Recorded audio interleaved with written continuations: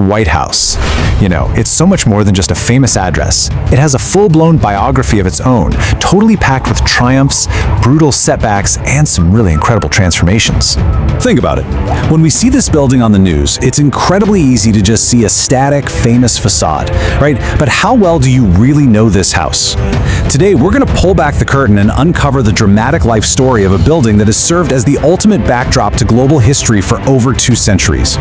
We'll look at the specific individuals who built it, the ones who saved it, and how they completely transformed it along the way.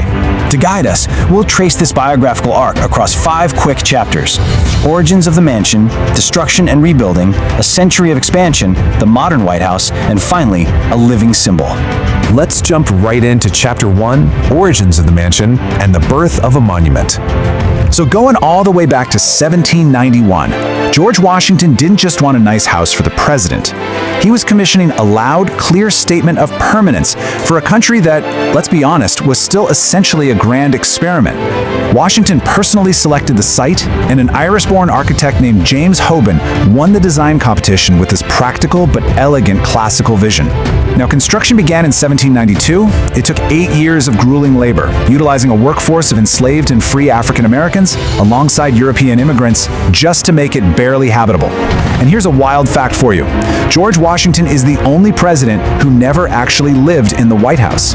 It was his successor, John Adams, who finally moved into this unfinished, damp, freezing building in 1800. His wife, Abigail Adams, even famously hung her laundry to dry in what is now the Grand East Room. But despite the chill, these first phases laid down a symbolic foundation that projected massive strength to a highly skeptical world. That brings us to Chapter 2, Destruction and Rebuilding, a near-death experience. Unfortunately, that pristine vision Washington commissioned, it was pretty short-lived. Picture this. It's August 1814, during the War of 1812. British troops march right into Washington, D.C. They literally sit down and eat a dinner that had been prepared for the fleeing president, and then they set fire to the mansion. They left behind a completely charred, devastated shell.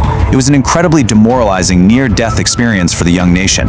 In fact, if it wasn't for a sudden, massive thunderstorm, some historians even call it a hurricane, that rolled in and extinguished the flames, the entire structure probably would have collapsed completely. Oh, and we can't forget, just hours before the British arrived, First Lady Dolly Madison famously refused to leave until a full-length portrait of George Washington was unscrewed from the wall and taken to safety. And you know what? That exact same portrait still hangs in the White House today. No way, right? But here's the crucial takeaway. This devastating fire wasn't the end of the story. Actually, scratch that. It was a fierce rebirth. Right after the attack, Congress had some very serious debates about just abandoning the ruined capital altogether and moving the government back to Philly or New York. But instead, they dug in. They chose resilience. They brought architect James Hoban back to meticulously rebuild the mansion from the ashes over the next 3 years. And to cover up the severe smoke damage on the sandstone walls, they painted the whole thing bright white. That was just a practical move at the time, but it eventually gave the building its famous nickname, which Teddy Roosevelt made official much later in 1901. Let's move on to Chapter 3, A Century of Expansion, Growing Pains. As the United States rapidly grew into an industrial and global powerhouse, the house was, well, bursting at the seams. It just couldn't function merely as a grand residence anymore. The government was getting exponentially bigger, so they needed a solution, and that meant rapid physical expansion. In 1902, Teddy Roosevelt found the mansion way too crowded for his huge, energetic family and growing staff, so he ordered a temporary office building to be constructed on the west side. We know this today, of course, as the West Wing. Just 7 years later, President Taft expanded it even further and created the very first Oval Office. Think of these additions as vital new organs for a maturing world power. They didn't stop there, though.